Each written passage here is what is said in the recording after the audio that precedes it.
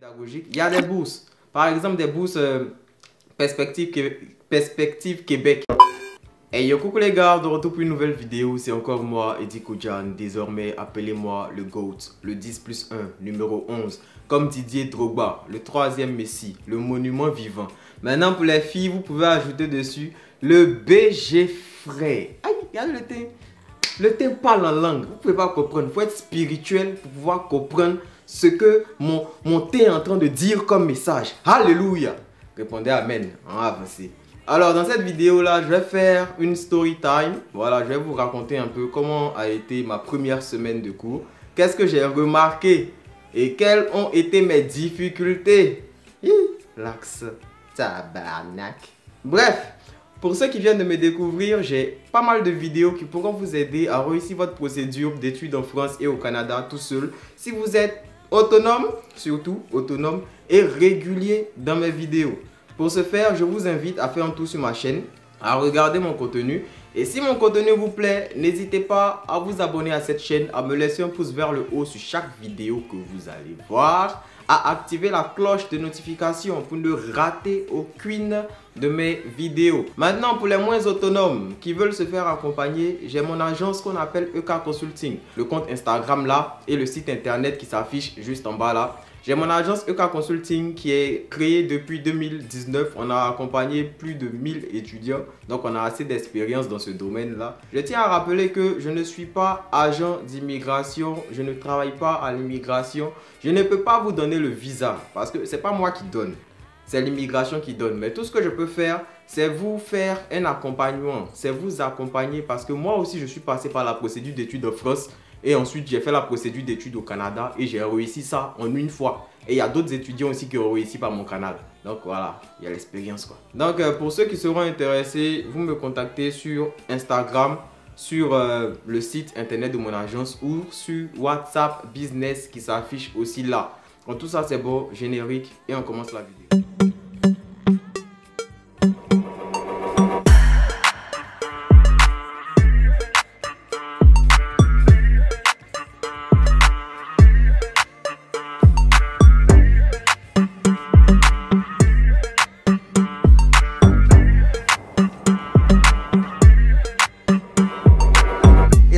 Partout.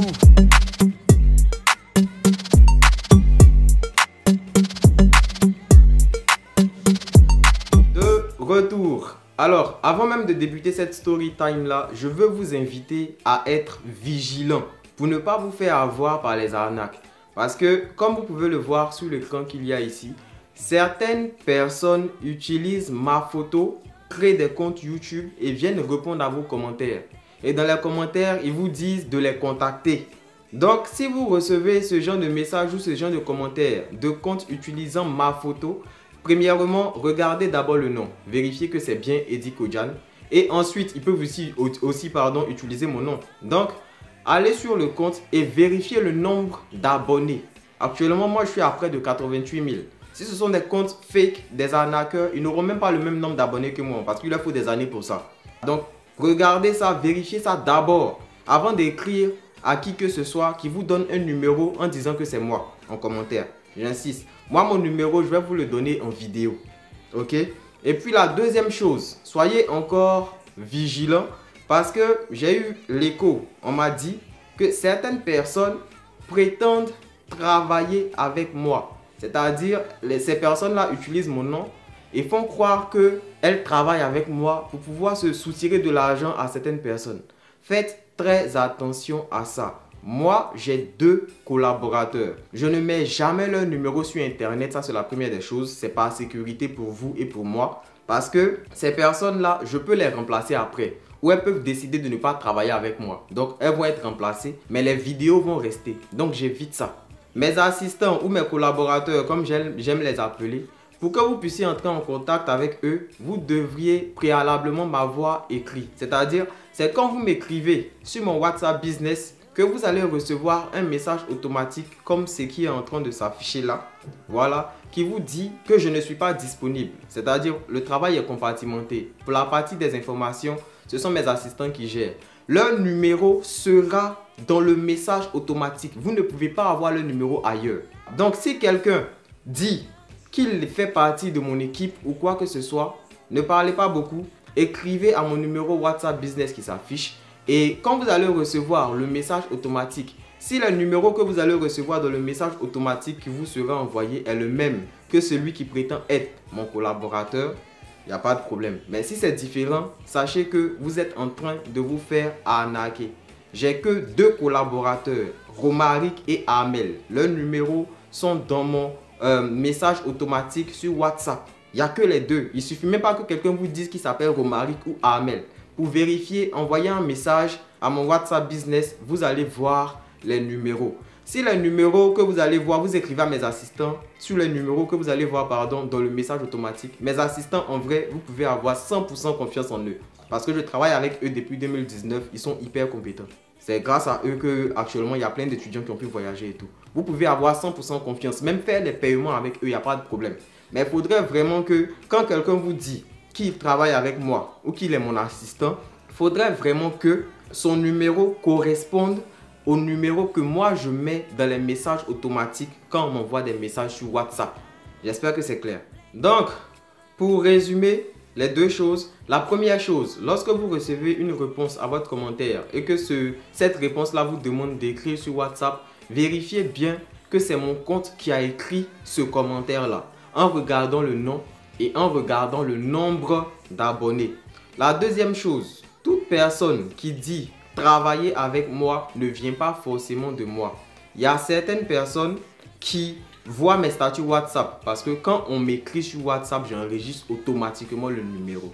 Donc, ils vont souvent commenter mes statuts.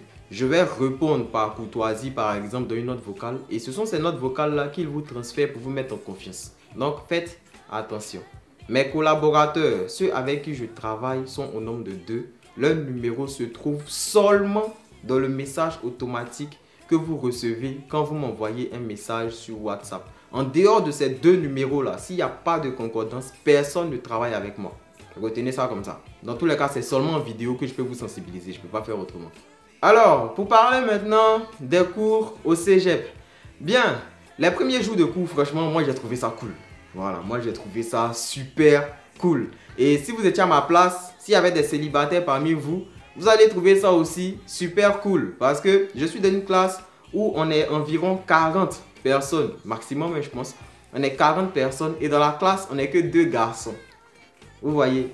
Voilà, donc c'est comme si il y a deux poissons dans la mer. Vous voyez, non? Voilà, donc ceux qui sont bien célibataires et tout là, ça vous arrange. Vous êtes 2 garçons, il y a 38 filles. C'est la pêche! Ouais! Voilà, donc ça c'était la première chose. On n'est que 2 garçons dans une classe de 38. Voilà, moi ça me dit rien parce que je suis en couple. Voilà. Et puis après, il y a un côté, surtout la pédagogie. Franchement, moi dans la première semaine, j'ai pu remarquer ça. Les professeurs dans mon cégep en tout cas, ils sont très pédagogiques. La prof, elle passe de table en table, elle vient, elle s'assoit, elle prend le temps d'expliquer. Franchement, c'est bien. Et en même temps, si vous faites les cours, que vous venez en hiver, les gars, étudiez. Hein? Parce que moi, où je suis parti m'asseoir en classe là, je suis avec des gens qui sont à leur 2e session, d'autres à leur 3e session. Et puis ce qui est bizarre, c'est quoi? C'est que dans les cours là, c'est-à-dire que tu ne vas pas faire le même cours avec les mêmes personnes à chaque fois. Par exemple, aujourd'hui, on va dire on a un cours de communication. Vous voyez, un cours de communication. On est là, on est ensemble, non? Demain, on dit c'est un cours d'anglais. On va faire le cours là. Dans la même classe où on fait anglais là, tu vas avoir des gens qui font informatique. Tu vas avoir des gens qui font ressources humaines. Tu vas avoir des gens qui font gestion, ce genre de choses là. Donc, on fait les cours là. Mais c'est jamais avec les mêmes personnes quoi. Vous voyez, non? Voilà, donc ça aussi c'est bien parce que ça fait que, en plus des gens qui font ta filière, tu rencontres aussi beaucoup de personnes. Moi, j'ai connu ici des Camerounais qui ne sont même pas de ma filière, hein, grâce à ça. Donc déjà, c'est quelque chose que j'ai apprécié. Voilà, et puis j'ai trouvé aussi que la plupart des Québécois et tout, ils sont super accueillants. Parce que quand je viens, quand ils disent un mot par exemple en québécois, que je ne comprends pas, automatiquement ils s'intéressent. Ah ouais, tu viens d'où et tout, comment ça se passe là-bas et tout. Que si tu as besoin d'un professeur de Québec, du québécois, pardon, je peux t'apprendre. Donc c'est comme ça que je me suis fait des potes. Hein. Je me suis fait des potes parce que je ne comprends pas français québécois. Vous voyez, non? Voilà, et puis il y a français québécois, hein. Et puis français. C'est pas la même chose. Hein. Vous avez entendu quand il a dit tabarnak? T'as entendu? Et en parlant de français québécois, ils ont français aussi, hein. Par exemple, je partais à la banque et puis la banquière, je sais pas, il y avait une préoccupation et elle m'a dit, n'inquiétez-vous pas. Genre, ne vous inquiétez pas là. N'inquiétez-vous pas. T'en peux-tu? C'est-à-dire, est-ce que tu peux le faire? Ça va-tu? Tu vois, c'est-à-dire que ils ont des expressions bizarres comme ça, mais à la longue, tu commences à t'habituer. T'en peux-tu? Ça va-tu? T'en veux-tu? Vous voyez, non? Des trucs comme ça. Je sais pas, je vais dire le pronom personnel, ils mettent au début là. Ils mettent ça toujours aussi après le verbe. Et puis pour la majorité de mes profs, c'est comme si eux tous là, français là, c'est pas leur fort. Hein.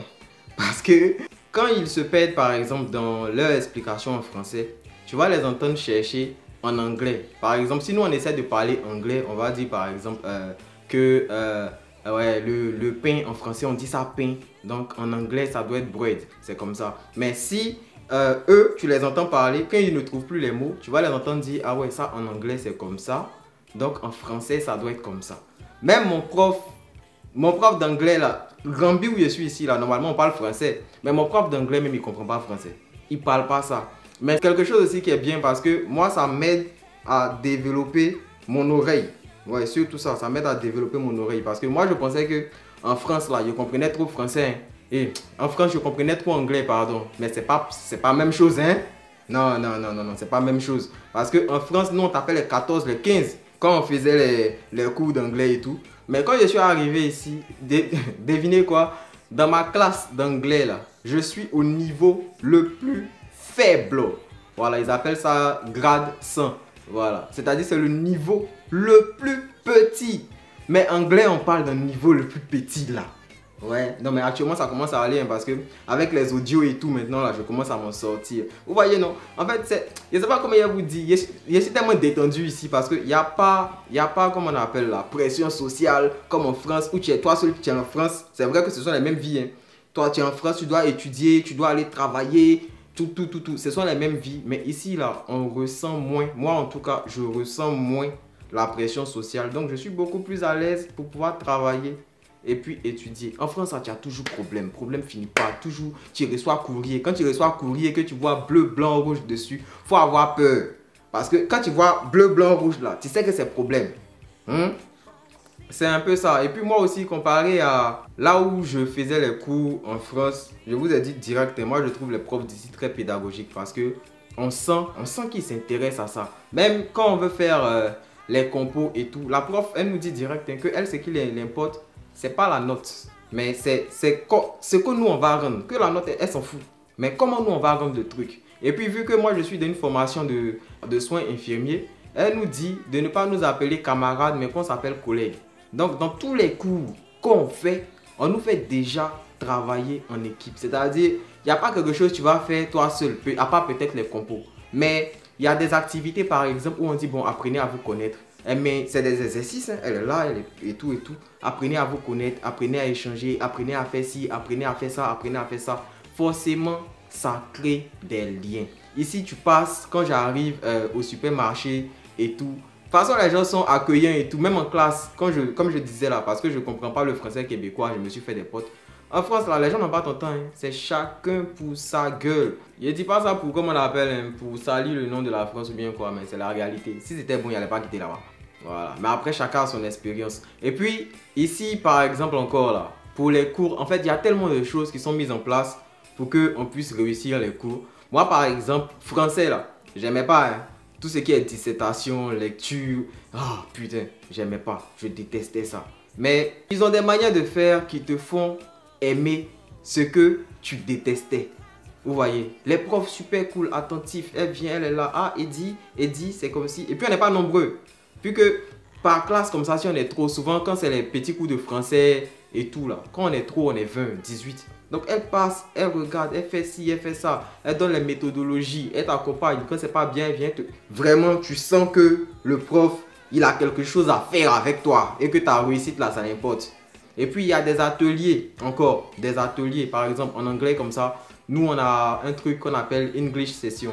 C'est-à-dire c'est comme des ateliers en dehors des cours. Quand tu participes à ça, les profs te font des bonus. C'est-à-dire que sur ta moyenne, là, les profs te font des plus. Parce que en vrai, English Session, c'est quoi? C'est genre, tu vas dans l'atelier, vous faites des jeux et tout. Vous faites des jeux éducatifs, vous faites en tout cas plein de trucs divertissants. Mais vous le faites en anglais. Et le but de ça, par exemple, qu'est-ce que c'est? C'est de te mettre beaucoup plus à l'aise avec ton expression orale en anglais. Parce que moi, si tu m'as donné un test tout à l'heure, même les films en Netflix en anglais, je regarde, ça passe, c'est flex, hein, je comprends bien. Mais une fois que on va dire parler, c'est fini. Je perds mes moyens. Quand j'entends les autres, quand je regarde les films, je comprends, ça passe. Mais moi, je cherche mes mots. Quand c'est moi qui dois m'exprimer. Donc, ce sont des choses qui mettent en place pour que tu sois beaucoup plus à l'aise. Tu vas faire des erreurs, c'est sûr. Mais à force de participer, par exemple, à ce genre de sessions et tout, tu vas te sentir plus à l'aise à parler anglais en public. Et en même temps que tu apprends, vous faites des jeux. Donc, tu apprends en t'amusant. Et pour quelque chose qui n'a rien à voir avec tes cours, on te fait plus pour ça, sur tes moyennes. Donc, vous voyez que ils ont... C'est pour ça que j'ai dit ils ont la pédagogie. Ils savent comment encourager. Et puis, en plus de ça, encore un autre truc qui rentre dans le volet pédagogique, il y a des bourses. Par exemple, des bourses Perspective Québec. Bon, ça, je ne sais pas si nous, les étrangers, on est concernés. Mais c'est des bourses qu'on donne quand tu valides ton semestre. C'est-à-dire que parce que tu as validé ton semestre, on te paye 1500 $. Ça existe où, les gars? En tout cas, moi, personnellement, je me sens.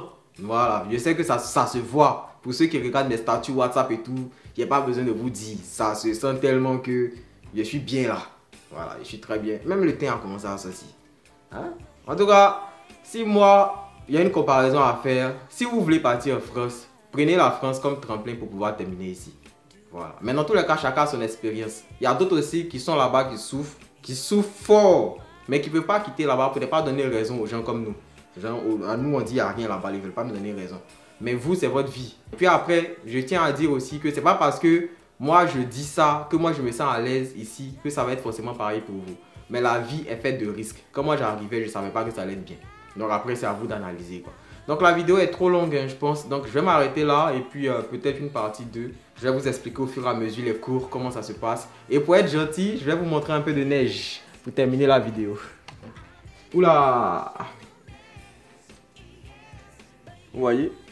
C'est trop beau. Franchement. Franchement, trop beau. Bon. À plus.